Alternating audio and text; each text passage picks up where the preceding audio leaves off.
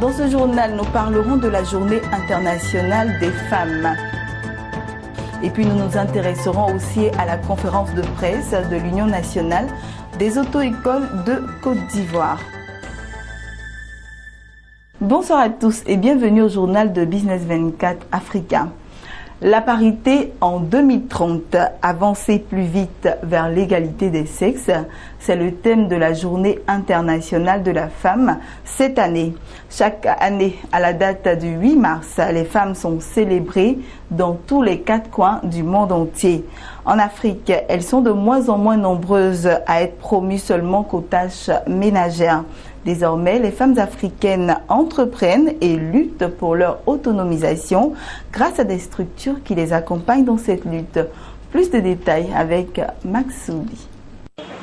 La parité en 2030, avancer de plus en plus vers l'égalité des sexes, c'est autour de ce thème que la journée du 8 mars est célébrée cette année. Une journée internationalement dédiée à la femme pour dresser le bilan des progrès réalisés. Un moment de reconnaître le mérite de celles qui ont dans leur communauté ou leur pays œuvré à l'amélioration des conditions de vie de la femme. En Côte d'Ivoire, cette journée n'est pas célébrée à grande fanfare. La femme ivoirienne est tout de même perçue au fil des années comme une Amazone. La journée même, on ne sent pas trop.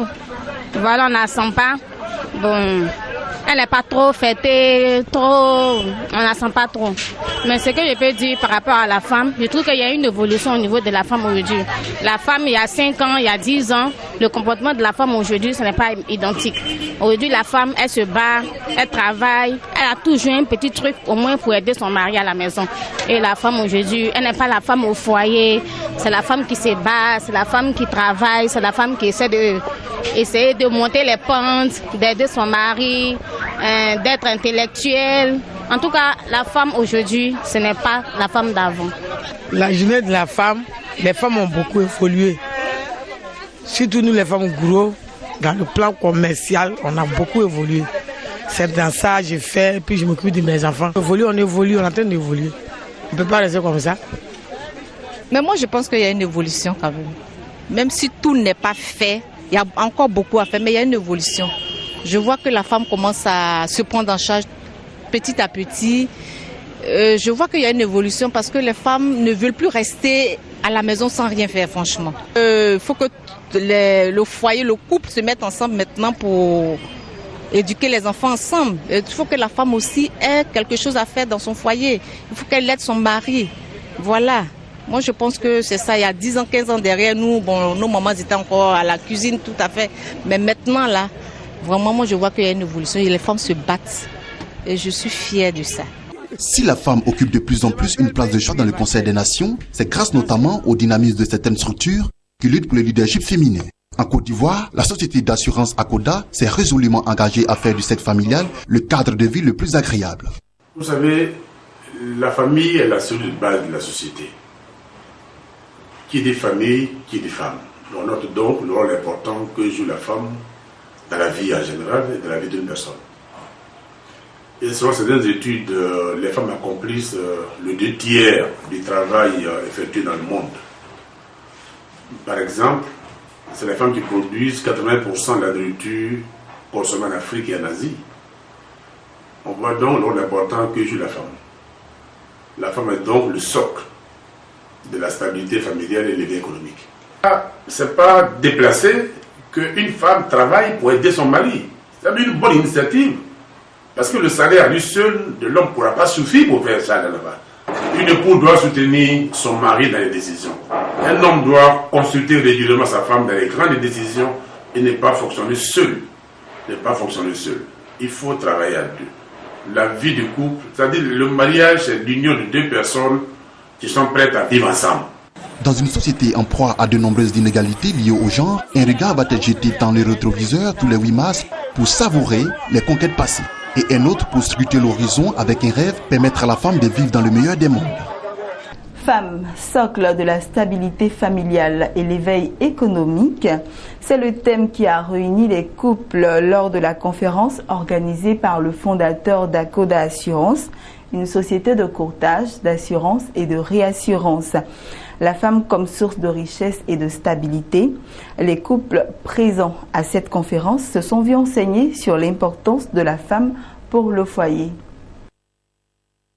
En marge de la célébration du 8 mars, la journée internationale de la femme, Anderson Kuyo, fondateur de Akuda Assurance, société de courtage, d'assurance et de réassurance, a donné une conférence sur le thème « Femmes, socle de la stabilité familiale et l'éveil économique ».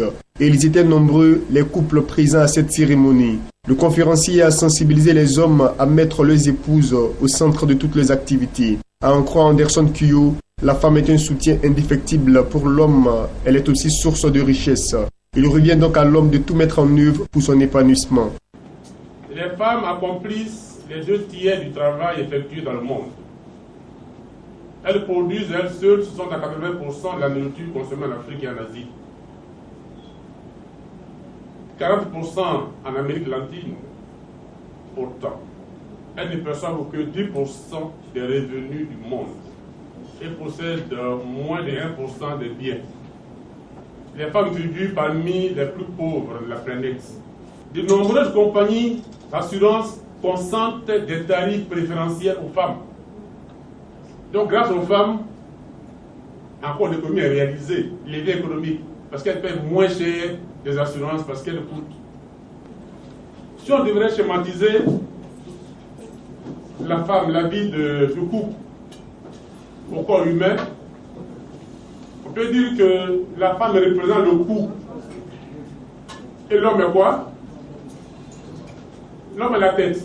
Les participants n'ont pas manqué de dire leur satisfaction. Ils sont repartis heureux d'avoir été enseignés sur les valeurs de la famille et l'importance des femmes. Beaucoup de préoccupations, beaucoup de questions que je me posais par rapport à ma vie, à la vie de la famille et tout ça ont été satisfaites. Il faut dire que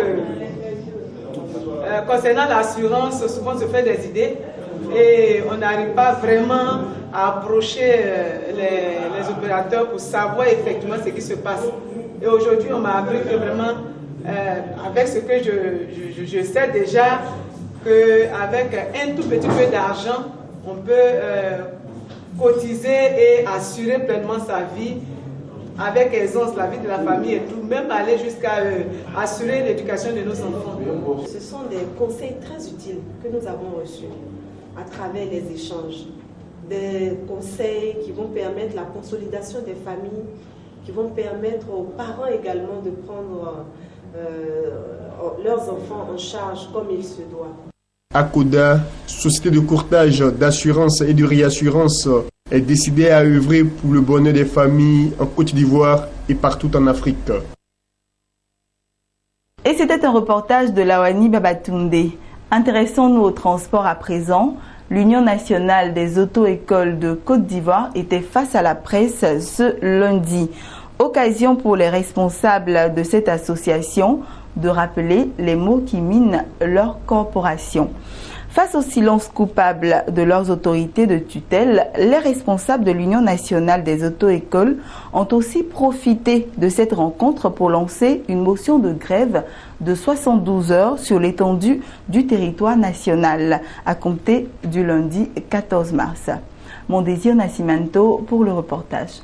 Chaque jour que Dieu fait, c'est des milliers de personnes, c'est des centaines de personnes qui poursuivent au permis. Les responsables de l'Union nationale des auto-écoles de Côte d'Ivoire ont animé une conférence de presse ce lundi à Abidjan. Au cours de cette rencontre avec la presse nationale et internationale, les responsables de l'Union nationale des auto-écoles de Côte d'Ivoire ont passé au peigne fin les mots qui minent leur corporation. On a tapé sur tous les toits sur ces bombes de permis. On a mené des enquêtes, ces gars-là, ils ne sont soutenus, ils sont des gens qui ne connaissent rien dans le secteur d'activité. Ils sont des business, ils sont venus pour pourrir le taux d'action de sa place sur le territoire ivoirien. Qu'est-ce qu'on fait? Qu'est-ce qu'on fait? On reste les bras croisés, mais quand partout, dans tous nos rencontres, quand on croise les transporteurs, ce qui sort de leur bouche, quand quelqu'un vient chez nous ici, tu dois payer un quart à 50 millions, tu cherches un conducteur, le type vient se présenter avec un permis. Il est sorti d'une auto-école. Tu penses qu'il a été bien formé. Quand il prend le cas, quand il va à Corgo au retour, il fout les cas de 100 millions dans un ravin. Donc on nous accuse partout, on ne va pas laisser la chance de se défendre. Voilà, c'est de ça qu'il s'agit. Ils ne vont jamais dire que c'est les bons de permis. Ils vont dire que c'est les auto-écoles.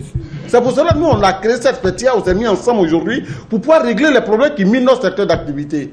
Cette conférence leur a permis en outre de rappeler les résolutions issues du séminaire organisé à Yamoussoukro courant juillet 2015. Séminaire qui portait sur la redynamisation de leur secteur d'activité. Nous avons décidé, nous avons pris le destin en main accepté d'organiser nous-mêmes nos secteurs d'activité. Cela nous a conduit à Yamoussoukro du 30 au 31 juillet de l'année dernière. Les résolutions sont sorties là. Ces résolutions que nous avons déposées à notre ministère de tutelle, sur le ministre, au cabinet.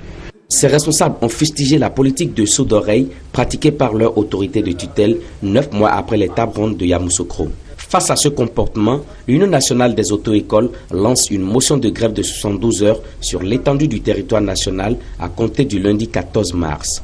On a passé par tous les moyens, on a déposé les résolutions, les demandes d'audience. Depuis 9 mois, rien n'est fait. Aujourd'hui, nous pensons que la solution peut-être, nous allons marquer un arrêt de travail à partir du lundi 14 sur toute l'étendue du territoire national. Notons que l'Union nationale des auto-écoles est constituée de plus de 80% des acteurs du secteur des auto-écoles en Côte d'Ivoire. Parlons un peu de religion à présent. Que peut-il advenir quand un professionnel de la banque, un spécialiste du monde de la haute finance, abandonne tout sur son chemin pour se mettre au service de Dieu? Le prophète de l'Éternel, Anguy Taï Antoine, figure au nombre de ces élus de Dieu qui amènent ses fidèles à s'intéresser à l'entrepreneuriat et à être des leaders dans tous les domaines de leur vie. Jérémy Aouré pour le reportage.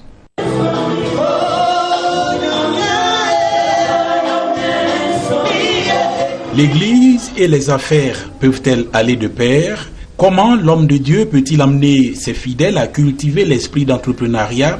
Et que faire quand toutes les portes semblent se refermer? Autant d'interrogations dont les éléments de réponse sont abordés par Anguy Taï Antoine, fondateur du camp de prière Jésus le chemin de la vérité, camp situé à Gonzagueville, commune de Port-Boué dans le sud du district d'Abidjan. L'homme, dénommé prophète de l'Éternel Dieu, n'est pas allé par 4 chemins pour expliquer la vision de l'œuvre qu'il entend bâtir pour le bonheur de l'homme. C'est une entreprise spirituelle. Vous vous imaginez le nombre de pasteurs que nous avons? Si un pasteur sert Dieu et qu'il ne peut pas payer son loyer, il ne peut pas inscrire ses enfants à l'école, je ne sais pas s'il va continuer de servir le Seigneur. Alors, il faut que les gens se détrompent. L'argent, c'est la roue de l'évangile. Vous ne pouvez pas l'évangéliser sans moyen. Mais il faut éviter d'être escroc, comme on le voit. Et ça, ce n'est pas véritablement quelque chose à faire dans l'Église. Mais écoutez, c'est Dieu qui le dit. Ce n'est pas moi. Celui qui sème abondamment récolte abondamment. Cet ancien cadre de banque qui a tout abandonné pour se mettre au service de Dieu et de ses frères initie une fois tous les mois des veillées à thème qui drainent des milliers de fidèles issus de tous les horizons. Et terminons avec ces informations en bref et en images. Le groupe industriel français Alstom a annoncé avoir entamé la construction d'une usine spécialisée dans la production de trains en Afrique du Sud. L'usine servira à produire 600 trains prévus dans le contrat record de 4 milliards d'euros remporté en octobre 2013 par Alstom auprès de la société sud-africaine Passenger Rail Agency of South Africa. La cérémonie de pose de la première pierre de l'usine s'est déroulée en présence de la ministre sud-africaine des Transports. L'usine, qui devrait produire quelques 3480 voitures en 10 ans, générera à terme 1500 emplois directs. Et terminons avec cette information. Malgré un contexte marqué en Afrique par la baisse des flux de touristes et les ravages de l'Ebola, notamment en Afrique de l'Ouest, Ethiopian Airlines, le premier transporteur africain en termes de revenus, a indiqué que ses bénéfices pour le compte de l'exercice 2014-2015 avaient progressé de 12% pour atteindre 165,4 millions de dollars. Le transporteur aérien est parvenu à ce niveau de performance grâce à un résultat des opérations en hausse de 6%. L'entreprise a aussi tiré avantage des bonnes performances de ses filiales Askine en Afrique de l'Ouest et Malawian Airlines.